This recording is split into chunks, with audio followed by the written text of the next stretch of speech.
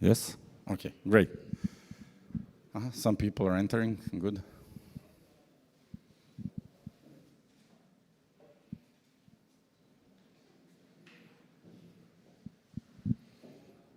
Hi, everybody. Should I pause or just, I act like I'm talking, right? Okay. Okay, so thank you all for coming. Thank you all for being here. I would like to share a few thoughts, and it's meant to be 35 minutes, but from my perspective, we can do it slower or quicker, whatever you prefer, and leave some place for questions. So what I would like to talk about is how to bring more enterprise into Web3 and how to bridge the gap between the Web3 and the enterprises. And where is this idea for talking coming from? In my previous life, I used to be a Deloitte consultant. I used to be A.T. Kearney and Boston Consulting. I used to be a chief digital officer, one of the largest Southeast Europe holding company with more than 107 companies in it, having banks, having hotels, having agriculture, food production, everything else. And when I was discussing about how to bring Web3 into it, I came to almost impeccable or unacceptable disadvantages to bring the Web3 into the enterprise. Because when you're talking about multi-billion-dollar businesses in a traditional conservative industries, you're coming to a position that people are telling you, yes, but those are some shady deals, those are some pictures that you are selling for a few millions, which are not worthy and stuff like that. So I had to really think how to bring the Web3 into the enterprise world and what to do with it. So then after a while, I decided to join the Web3, and now I'm leading the MVP workshop, which is one of the pioneers of the Web3. We are more than 7 years. And for those who don't know about us, we are the guys who build Celsius Network's complete technology stack. Some of the guys here are even longer than me. Some of them are part of the MVP who built the Polygon sidechain. So Polygon Edge was completely built by MVP. And besides that, we build a lot of projects, working with the National Bank of Serbia, working with the Belgrade Stock Exchange, working with all these other things. And we are focusing on strategy, technology, and Web3 economy. So we are doing across all the different breeds. And I'm every day faced with trying to work with the enterprises in order to bring them into Web3. Mark my words, I'm purposely saying work with the enterprise. I'm not saying selling to enterprise, because it's very hard to sell them, especially in the blockchain and this fast-forward industry. So what is a traditional Web3 offer, right? This is what a traditional Web3 company offers to enterprise. All these layers, all these text, I'm going to move if you guys need to make a pictures, or I can share the slides later for those who are interested, no problem. So what is the point? It's we come with these kind of things, and how do they feel? They feel ashamed. When I was a CDO and I was a chief digital officer, and the first time I interacted with the persons about Web3, and they start throwing all these different terms and coins for me, I was like asking myself, am I too stupid in my 40s? I don't understand this technology, or this is something too advanced for me? And then when you start learning the slang and you start learning what is going on, you realize that there are a lot of things similar to a traditional business that you need to learn how to just manage. And this picture is really, really hard for a traditional enterprise to put in. And I will tell you why. Let's just focus for a bit. So how enterprises look at the technology. The most important thing, how many of you guys heard here about Gartner? Few hands, right? How many of you are using Gartner's researches constantly? 2 hands. The thing is, traditional enterprise pays at least 80,000 euros per person per license to Gartner on a yearly level to get the newest technology trends, right? And if you look at this trend for 2023 from Gartner, the only thing mentioning about Web3 is metaverse, right? So there is no other mentioning.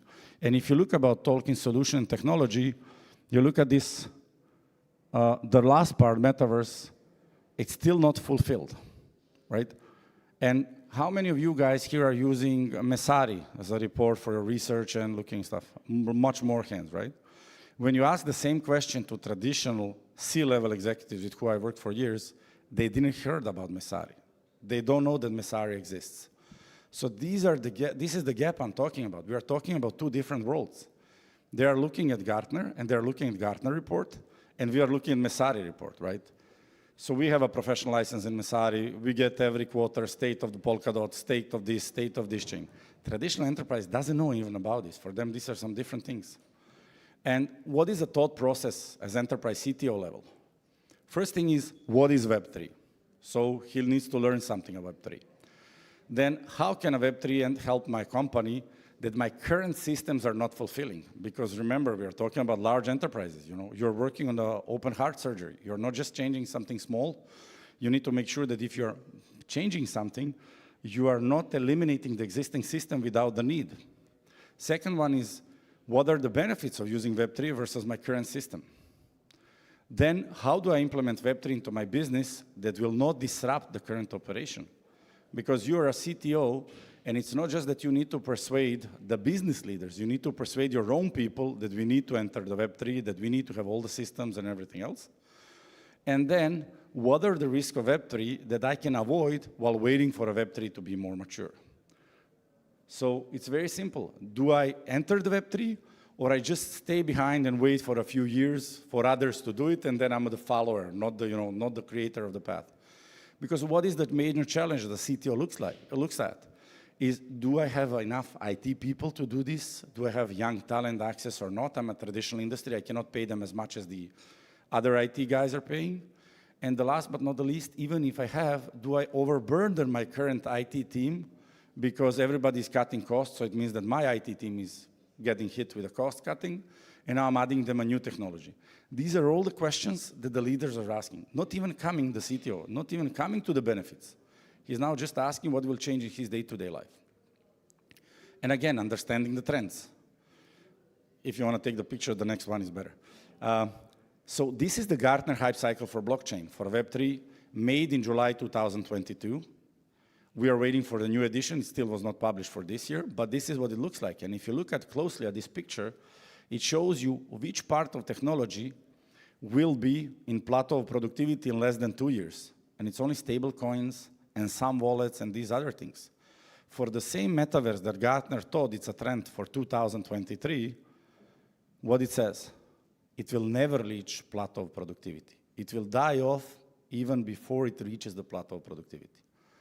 So I'm a regular CTO in a large enterprise, in a large bank, in a large real estate or a manufacturing, and I'm paying Gartner to tell me what I should think of, and in all other industries they're great, and here they're telling me about this. So would I go for it? Depends. Okay, on the other side, this is what the McKinsey says. So we have the dark blue color is that it's more productive and more, ready to use and can bring value. Can you see? And I'll stand on this side so these guys can see. Okay, no problem. No, guys, it's all good. And on the other side, we have applied AI. Look at the applied AI, what the McKinsey says. Everything is dark blue versus the Web3, where McKinsey says that it's only in financial, entertainment, and these kind of things. So now you're going to an enterprise and you're saying, oh, I have a great product in Web3. Let me show you how I'm going to do it, And he has already read these materials. So you're already fighting against the mindset that is already there. And that is not the worst thing, what is waiting for us. The worst thing is that a normal enterprise has already have a roadmap 3 to 5 years what they're going to do, what budgets they're going to allocate, because they need to recruit people, they need to set up which legacy system they need to cut. So for them, investing into a Web3 is not just a pure investment. It's what they are losing because they're adding this new project. So which project they're going to take out 3 to 5 year roadmap in order to bring our Web3 inside. So it's more about price for a project is a losing, right? Loss accomplished in order to bring in the Web3. So these are the 3 things that are against us when we're talking about Web3 with enterprises. It's very simple. One thing is the Gartner says, it's not that nice, there is a lot of hype, it's going to go through a plateau of delusion and then coming to a plateau of productivity. Then the McKinsey says on one side, oh, this is what we believe, you should invest your money into AI, and now we know with ChatGPT, everybody's talking about ChatGPT and Midjourney and all these kind of things. And the last but not the least is that we have to tell them how to take out some of those projects and take our project in. And this is where we fail, because what we are doing is we are communicating technology. We are communicating to them how to change 0 to 1 or if my optimization of opcodes in Solidity is better than the previous one, and these kind of things. And what they are looking at is a solution. They're looking at how the Web3 can help them augment their business model. How can, at the end of the day, in enterprises, you have only two questions. Which are those? Come on, help me, let's be more interactive. What are the two questions that they always ask? Very simple. Is this project going to increase my revenues, or is it going to decrease my cost? Every time when they decide, it's always about these two questions. Is it increasing my revenues or decreasing the cost? All the other things have to go in one of these two things. So even the CSR and everything else, the ESG, in the end, it's decreasing the cost of blah, blah, blah, or improving the revenues through increasing the brand recognition, right? So these are the 6 steps that we focus when we're working with the enterprises, right? And where we're discussing them how to support them. First, we focus on business outcomes and not on technology solution. Technology has to work. Technology has to be there. And even if it's not, I'll come later to explain more, we talked about if it's experimental. And then you have to be straightforward and say, listen, this is the first time. We are trying this for the first time. Nobody did it before, so there is some experimentation needed. So the margin for error has to exist. The second one is we discuss the changes to business models and benefits, because the same CTO has to go to his CEO and to his CFO and explain them why these guys, I have to come back to the light, why these guys, we are implementing. Then we have to support the story through references. Start with a big vision, but have a small enough steps to go into, because it's experimenting for them as much as for us. Then understand the budget cycle and share the risk and share the reward. And last but not the least, be there as a trusted advisor and not just a partner, okay? Which means you have to be open about pros and cons and when the technology is not good enough. Because to be open, so far, the Web3, talking about the enterprises, has not delivered 85% of the promises we made 5 years ago, what the Web3 will do, right? So 85% of those promises have never been made. Maybe they will be in the future, which is fine and should, but 85% of those promises were just proven to be, talk. So coming back to a story, when we're talking about focusing on business outcomes, we don't talk to them about trustless, permissionless, decentralized, and everything else, because at the end of the day, what we always start with, the Web3 is a community-first approach. Because guys, if you have a blockchain, which is 4 nodes, and you are controlling all 4 nodes, is this decentralized? Right? Let's be very open. They can achieve this with having 4 SQL servers on 4 nodes, and they can say we are decentralized. They established the syncing. This mechanism already existed. The point is, we talk to them about business models, how they can earn more, how they can get more money, or at least what they can do with the new manufacturing cost models and everything else. And what is this? So you have to show them. You cannot just say, oh, guys, you need this. You have to show them these models. So the first part, everybody knows, create, earn. It's a video and blah, blah, blah, or you go on Patreon. About where to earn. Where to earn is that certain providers, the manufacturer, where they're, the biggest trick. They're not paying Kim Kardashian to wear their clothing because this trend is almost, going slowly down. Everybody knows that the influencers are paid to promote something, even if they're paying to true loyal fans. I'll show you Ade, Wool, and Prince and Strange. Play, turn, I don't have to explain here. I think that the Web3 industry has made this possible, right? Social turn, move turn, and drive turn. Let's talk about drive turn, Atlas Navi. You can download the application on your phone, and if you're in the US, you can earn money while driving. For what?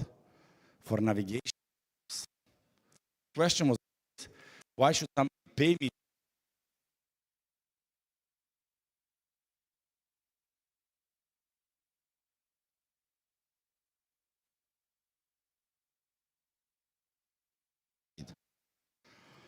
I think better is, and now it's better.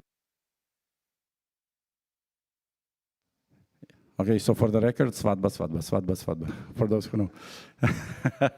I just said wedding, wedding, wedding, wedding in my local language. Is it better now? Okay, get a new one. They just want to see if I know the lessons by heart or I'm just, reading from the screens. Anyhow, The point with Atlas Navi, how many of you heard about the social experiment that happened a few months back in the Scandinavian countries, where that guy took 100 phones, turned on the Google map, put them in a trolley, and just pulled them behind him in the major street in a town? What happened? Google sent a signal that there is a huge rush there, huge crowd, and the street is blocked. And that you need at least 30 minutes to go through this street because it's a rush hour, it's blocked, you know. He just took 100 phones, turned on the Google Maps, and just slowly walked with it. What happened? Everybody went outside, and the Google started recommending them not to go through this street, to go to other streets, right? Because this street is blocked. What happened? Because it's a relatively small town, all the other streets completely blocked because they couldn't accept this amount of traffic. And what happened in the end, the whole town was blocked for 4 hours. Yeah. So I believe that Google now has implemented some rules to stop it, but the problem is in this. Why he could do something like this? Because he was not incentivized not to do it, right? Atlas Navi pays you, and you can download the app, it's working, pay you for your driving and for collecting the data for them and sending them in real time. And why they are using this? They are selling this to manufacturers and to transport companies who have a cold chain supply. So if you're transporting ice cream or medical things and you want to make sure that your truck doesn't wait 5 minutes under the 40 degrees because it costs you more money, you want to pay somebody the real money to tell you what is exactly happening. And the difference between this and the Google Maps is that I do not fake it, because if I do, I get slashed. I start losing money. They take money away from me. So I'm not a product, I'm earning by sharing my data. And this is how we are transforming. And it's a community-first approach, as I said. So look at the where to earn. It's a traditional industry. This was not even implemented with the Web3. They did this in December last year, by just selecting certain people. They got to wear shirts for 100 days or pants for 20 days. And for this, they receive around $700 per community, per member, right? And they had to just put it on social media and promote. The model is already here. If I tell you there is a company which earns in one of the countries 370 million revenues a year and gets a profit of 70 million euros a year, and they are like investing heavily in the technology, and they just said, we just implemented the newest technology for all of us, you know, to boost our support in the health and beauty industry. Would you recognize which company is this? And they heavily invested this year in the referral payments and these kind of things. Do you know the company? Has anybody heard about Amway, the multi-level marketing company that sells goods across the world in more than 54 countries? So the referral system and what we say incentivizing through Web3 already exists in the traditional industry. We need to just be able to understand it. So how do I support the story through references? The most important thing, I'm not the reference. I can tell the story, but I need strong references. So if I'm talking to a Web3, to an enterprise company, I definitely need to come and to reference the Gartner, because Gartner is not that bad about the blockchain, but you need to know what to interpret and how. I need to reference the books, I need to reference the Wall Street Journal, and I need to reference some other things in order to show. But it's easy to say so, right? How do you do it? Well, for us, it's simple. Within the company, we have 3327, which is our research facility, which is a non-profit part who is doing all different kind of researches. Now they actually did some research on MACI protocol. I think you heard about MACI protocol. I think you heard about it. There is a lady talking about it, where we found a flaw that the MACI protocol currently is not anonymous. The one who is managing the protocol can actually see who voted what, and it should be anonymous. And we now propose some solutions how to change it for Ethereum Foundation. But the thing is, these guys are researching different use cases, and we are collecting use cases from across the world. So when we go to a client, we go with something like this. We always go with the references depending on the industry where we are. So pharma, automotive, and later I will show you some other. So when I'm talking about the people, about, you know, let's say in pharma, I'm not talking what I did. I'm talking what Walmart and IBM did for traceability a while ago. I'm talking about all these use cases that proven to be there, okay? Because this is important. A lot of people in enterprises don't know about this. They think it's a, sorry, pardon my French, we are a bunch of kids who are just, you know, selling each other tokens and some cartoon pictures. The last but not the least, look at in finances. the #1 company for making real-world asset into a fractional ownership and digitalization are some of the largest banks. And look at these things.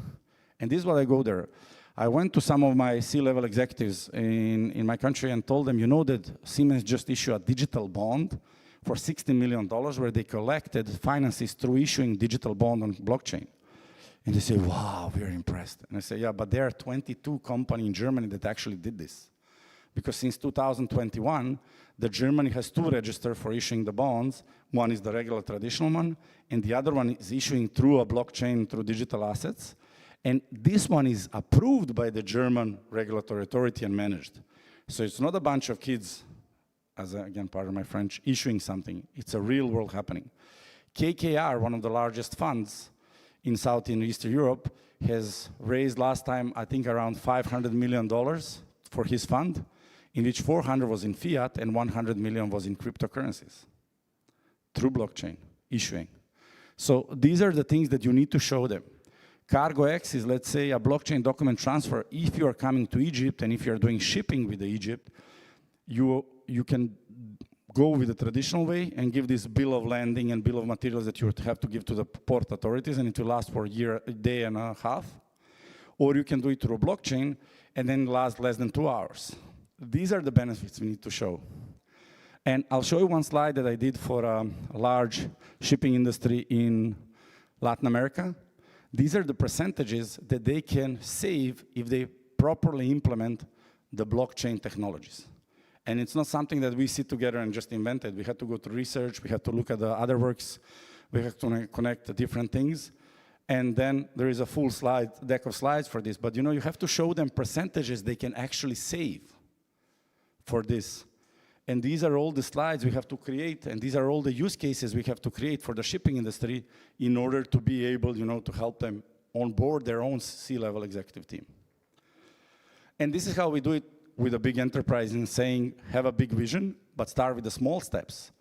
We usually start the transformation efforts in a sense that we have a 2-day workshop with the C-level executive team, the top team, where we talk about this to them, show them inspiration in their own industry, and show them some inspiration of the blockchain projects outside of the scope of their own industry, right? And from there, we create a list of more than 100 projects that they can implement jointly with them, and then start narrowing down, coming to, let's say, 10 projects that are the quickest win or biggest impact or best efforts. And then we do a quick ROI. The biggest issue that I see with approaching enterprises is nobody does ROI calculation. Everybody comes with a project, say, I have this really great product, but they never show how you will get the money if you implement this, or how you will increase the revenue or decrease the costs. And out of those 10, we come to the 2 projects, then we jointly deploy with them and create the solution for them, and then let them choose if they want to have their own web team, and we help them set it up, or they want to continue using other partners. So we don't aim to have all these 100 projects for us. Our aim is maybe to stay on advisory level or develop for them maybe 5 projects out of those 100. But the thing is, this is what we do with them and how we do it again. So it's not just a theory.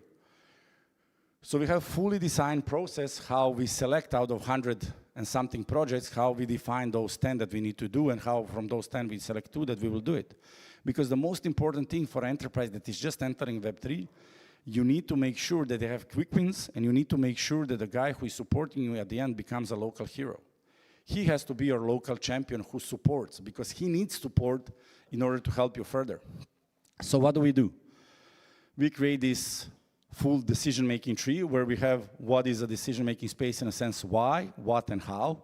So what are the business goals? What is the business impacts, and what are the resources needed? Then we define, are these projects, why are they catching up? Are you already below the competition and you need to do something further? Or you're a marketing trend, or you're disrupting the industry. Then we go with what is the business impact regarding the investment efforts and the costs and the customer, orientation. And last but not the least, how we're realizing it with their own resources that already exist, or they need to recruit new ones, or they are going to outsource. So all these things lead to that long list of projects, very well defined and scored in order to come to a position that they can select and which are the 10 projects they should focus on. So from there, what we do, we have our own framework, which we call REX, Rapid Experimentation Framework, where we go with katas, like in karate, 30-minute katas, and where we deploy very simple resources. So the idea owner and domain expert. And they spend 30 minutes on idea to check if idea is valid or not. Very quick and dirty. You know, is possible not, it does exist not, what we can do, blah, blah, blah, blah. Ideas who survive this, and the whole point here is that you just eliminate those ideas who are really, you know, let's fly to the moon, maybe in 20 years. First, we need to get to Titanic without imploding, right? So coming back is, then we move to hackathons, where we deploy a bit bigger team, but not a full team, for 2 days, where we really try to do technology part. Because as I said, we are not just advisors, we are primarily builders, we are building things. And from there, what we do, we move to those ideas that are good, we move full team, you see it on the right side, the size, for a 1-week sprint. What is the purpose of this? If you need to fail, fail fast. Fail with the smallest resources. Try, experiment, do it as fast as possible, right? But the most important thing is we don't leave it in theoretical area. We need to check to see, and if something is not good, we need to know why it's not good. Maybe it will be good in 1 year, 2 years, 5 years. Just leave it. And this is what we do. And last one slide is missing here because I don't know if I had time, but it's very simple. It's about, if you remember me, about knowing their budget cycle, right? Well, the most important thing that Web3 people sometimes miss is what is the budget cycle of the enterprise and where the budget for experimentation is coming from. And it's very simple. You need to know when they're planning. So is their fiscal year January, December, right? Or their fiscal year is June, July. Some enterprises are working June, July. For them, the year starts with July and ends with June. That's first thing. So you need to know if their fiscal year is June, July, and you're coming in September, tough luck, man. Whatever you try to sell has to wait at least eight months unless they already have budget dedicated for it. But mostly what will happen, if they already have dedicated budget for it, you are not going to be the innovator that brings things. What you are going to be fighting with other people, going for a request for proposal, tendering, and all these kind of things that the enterprise are well known of, right? And then there is a challenge. How do they write the request for proposal if they don't know the technology behind? So that's even the trickiest part. But the thing is, if their budgeting cycle is January, December, most probably their planning is happening in September and October already. So if you want to, be in their budget, you have to be there already in July and August, when everybody's on vacations. So that means you need to start longer, because working with enterprise requires a long cycles. It's not something that you just get quick in. It's possible if they already want to do it, but if you're helping them entering the Web3 world, it takes time. That's one thing. The second thing, you need to know where the budget is coming from. Is this budget mentioned for cost saving, or is this budget for some small experimentation so it's okay to fail? Or this budget is, we want to be the first and we want to be the best, so whatever error you make has to be very low. So the margin for error is very low because it's connected to their branding. These are the things you need to understand. We worked for one, I'm not going to mention it, but for one large enterprise, one of the largest entertainment enterprise in the world, who asked us to make them a side chain and a marketplace on it for NFTs and everything else. And they want to do this with their own employees.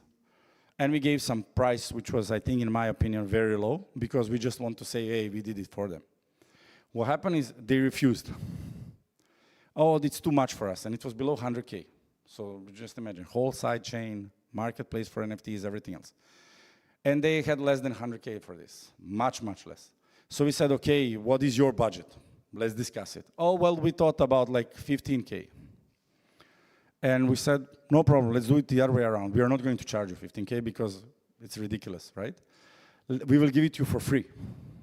So you'll get everything of this for free from us, but a further enhancement will come from us, and we want the ability to put it on our branding that we build this for you. So for this large entertainment company. Oh, no, this is for internal purposes. We want to teach our own employees how to do NFTs between themselves. So nobody should know that we are working on this. So what is in it for me? You don't have a long-term budget. You don't have a long-term vision. What happened in the end, we said no. Some other people approached them. They passed worse because they spend a lot of time, on the meetings, trying to work and blah, blah, blah. What happened is that there was no really a budget. There was no real incentive within this company, but the CTO wanted to enter the Web3 world without devoting any funds. If the CTO is really serious about entering the Web3 world, he needs to have a budget. And it's okay that he doesn't have a budget today. It's fully okay. And it's okay that we share the risks, so we lower the price, they put something, but if we can share the rewards tomorrow together. But it's not okay if I'm doing for a large enterprise everything for free, because it's not a respect, right? It's just they're twisting my arm, and that's not good for anyone. So coming back to be as a trusted advisor, I put some of the things, because I know you will take pictures and stuff. I want to talk about this. Sometimes even the best projects fail. So if you look at this project, TradeLens, it was launched by Maersk, one of the leaders in shipping, supply chain industry worldwide. And the second partner with them was IBM. In 2018, they launched, and it was the largest blockchain, a real use case application in supply chain. I still believe the blockchain is the #1 tool for a supply chain. It's a community effort, it's more companies and everything else. They closed it in January this year. The VP that was leading the project went to retirement, they closed it. And the thing is in this, the technology was good. The technology was working, at least in their sense, and at least in more than 10,000 companies who participated. But what they say, the technology never proved to be commercially viable to survive without them putting constantly money in. And if it's a community effort for everybody, then you shouldn't have one company paying constantly for everybody else to use. So sometimes, and this is why we work a lot, with the enterprise, even along the path, always recheck that return on investment. Because at the end of the day, maybe yesterday we had a talk with one of the guys, one thought leaders in blockchain. He said, we are offering to these enterprises and to small companies spaceships, while they need a boat to go fishing. So we need to make sure that sometimes the spaceship that we are offering is really what they need. Of course, on the other side, if you asked what Henry Ford said, if you asked people what do they need when he was designing a car, nobody would say we need a car. They would say we need stronger horses who can pull faster, right? So if you are ahead of the time, you have to be able to make sure about this. But the most important thing is to be trusted advisor. So be open when something is not working. Be open if the technology is experimental enough that even you are experimenting, and share this thought with your counterpart. Because if you're just going to sell them and hit and run, at the end of the day, you're not going to last long. And here is about the relationship, about building the future together. And that's it from my side. We are helping the community as well. We believe in community, being the part of the community first approach. So we created a decentralized business model canvas, which is similar to business model canvas that everybody is using. And we created this even 4 years ago. It's free on our website. You can download it. It's a visual tool. It has everything regarding the Web3. It's good to communicate with the enterprises because they know business model canvas. And now you can bring them on board with decentralized, how to reach trust, how to incentivize the actors. We have even token modeling canvas that is as well available for free on our website. You can download it. You can use it, whatever you want. We are building a new one. And we are actually planning, we actually launched tokenomiadvisory.com. I can share with you the new site that you can go and check. And we are planning on launching a book with a new tokenomic canvas that we have created now. We are planning to launch the book until the September and October. So it's not about us collecting the knowledge. It should be sharing together. So if anybody is interested in working on tokenomics and this book, here is Alex, one of our CAD designers. So please reach out to him in the break, and get involved or reach to me. And that would be from my side. The QR code is for my LinkedIn profile. The other things are here if you want to reach out to us. And if there are any questions, I think we have time for questions. And I'm open here. Yes. Thank you, guys. I had a question on the token. I think the incentive slide where you were trying to show the different models. For the incentives around the car one, I thought that was really good. For the play to earn one, do you find that resonates with businesses, or do they find that a bit, if they're aware of Axie Infinity and how that went, do they find that as a bit of a bad thing? Well, I believe the play to earn has proven to be a significant business model. From my perspective, I do. Depending, tokenomics as itself, like we are working with we just finished audit one of the largest parachain. And it was really good what we proposed them. Alex was leading the team. However, The problem with a lot of tokenomics, they're created almost like a Ponzi scheme. You know, you come, we just issue, we print money from nothing, and that's it. The real money has to be there. In play to earn, there is a real money. People are actually buying something to start playing, or they're buying certain features that they want to play. I truly believe that play to earn has a proof once you have a secondary market outside of the gaming, and people are ready to pay each other without the game producers for certain items. Then the play to earn has a sense, because you know, you get money because you're playing, because somebody else doesn't want to wait, he wants to pay further. Like my son, who likes to play games 5 to 7 hours a day. For me, I play 1 hour a month, if I play so. So I'm more than keen to pay in some money just to get some additional, not to be on the basic levels, right? So let's be honest, right? We have a cosplay, right? We have all those, we just spoke with one of the thought leaders about his own associate who is very good. He's a technical architect in the blockchain space. And he likes to buy all these enhancements and everything else, even in real life, you know? In the US, all those cosplay conferences, come on, people are putting a lot of money to look like a Batman or whatever. So I do believe there is, but in order to make sure it's happening, you need to make it viable. So if you put commission on selling NFTs between the players, I think it's okay. But just you need to make sure that it doesn't happen, that you know your revenue decreases significantly, and then it's okay. Yes, please. Okay, one more question, and I have to stop. Yeah. Because they need to set up the next. And I'm outside. You guys can ask me whatever you want. And you have this QR code. If anybody wants to connect, feel free. So.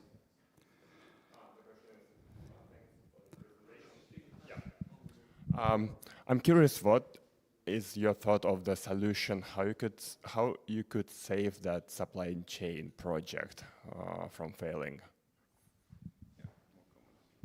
Well, I think the biggest issue with this current project, it wasn't a community-first approach. It was built by one company and not inviting the others. And then later they invited the others. And I want to do the same thing in traditional industry. Previously, Oracle is managing, I don't know if you guys know, but whenever you check in a hotel, Oracle is having 85% of the market share of all the softwares for managing the hotels, property management system. It's called Opera and Fidelio. And in my country, we had only one partner offering these services and more than 150 hotels. My company had 14 hotels, Sheratons, Kempinski, and all this. And I want to take over, that my IT part starts supporting this. Why I stopped? Because all the other hotels told us, if you didn't have your own hotel, we would be keen that you are supporting us. But since you already have hotels, we are afraid that you're going to start stealing data from us to support your hotels, which are competition. So the major thing here, if Maersk gave up through DAO all the governance to others, and then you have all the companies independently managing this project, I think it could be saved. Sorry guys, I need to, I'll be outside or on coffee. Thank you for coming. Bye-bye.